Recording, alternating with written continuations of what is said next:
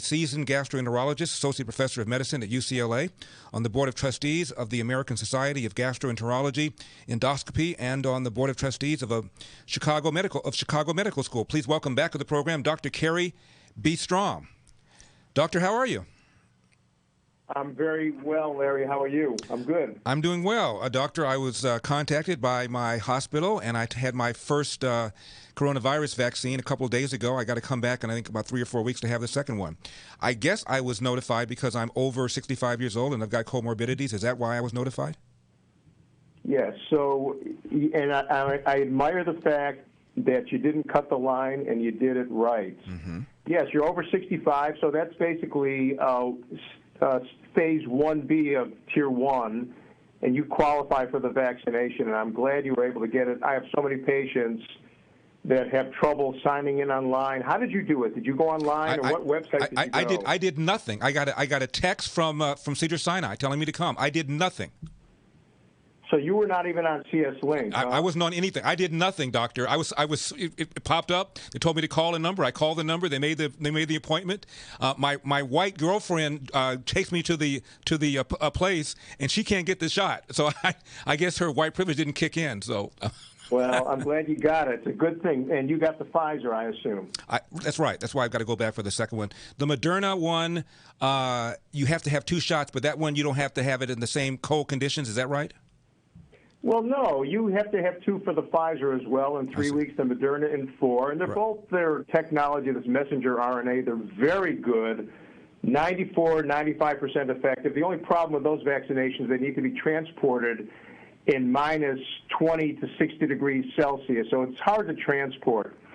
But either of those vaccines work very, very well, and you do need a second dose to kick in your antibodies for 95% effectivity. I was impressed with how efficient it was. There were a lot of people there. They said it would take about a half hour. It took about almost an hour.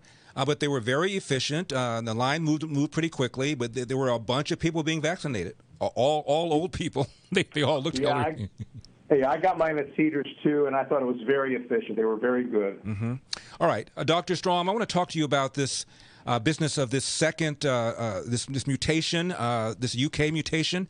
And let me read you a couple of paragraphs from the New York Times, and I want to know if I should be worried. Quote, "The United States is doing so little of the genetic sequencing needed to detect new variants of the coronavirus. Such mutations are probably proliferating quickly undetected," experts said. "The lack of widespread genetic sequencing means the window is closing to find and slow the spread of variants such as the one first spotted in Britain." End of quote. Should we be worried?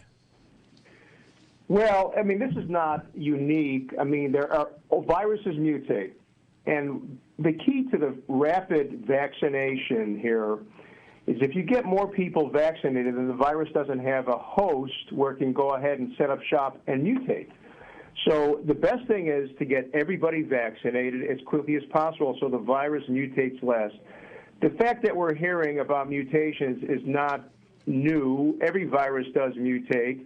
I'm not so worried about these. That British one they were talking about is the 117. It seems to me, according to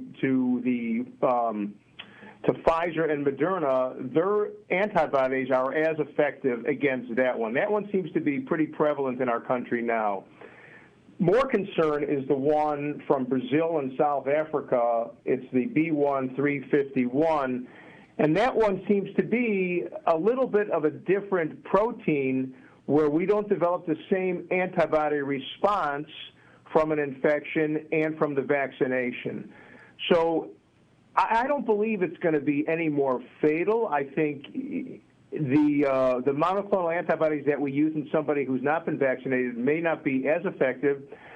But having said all that, I do believe that these are still going to slow down the severity of the case and the amount of cases.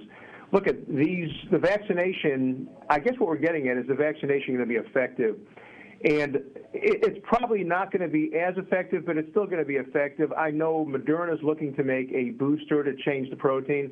It's very easy to change a protein on this messenger RNA technology, so I wouldn't be so worried about these things.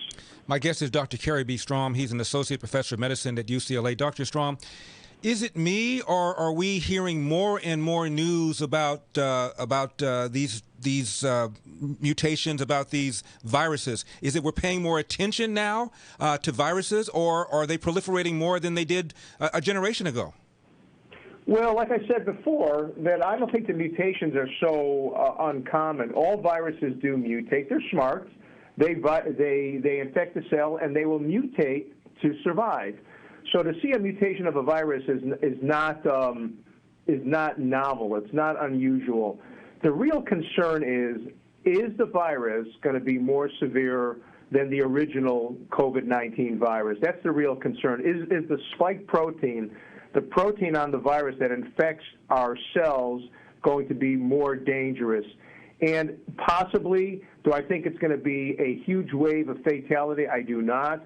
I do believe that this virus that's in the community and spread across the country is, even though it's different, is still going to portend some immunity, people that got it. The real question is, could you get reinfected from this new variant? And I doubt that's going to happen as well. And I think the bottom line is the vaccination that millions of people gotten already going to be ineffective? And I don't think that's going to happen at all. I think that we may have to change the vaccination with a different protein, which is not going to be difficult, if at all. And I think time will tell. Dr. Strom, 45 seconds left in this segment. What about the advice that Dr. Fauci gave about doubling masks that was contradicted by the other doctor on the Biden coronavirus task force? Yeah, I heard that segment going into this. Look at the N95 mask is thicker than the standard surgical mask, so common sense will tell you double mask would be better. There's no data on that, but I will tell you that I don't believe what he said, and you can't refute it because there's no data that the air is going to go off around the side.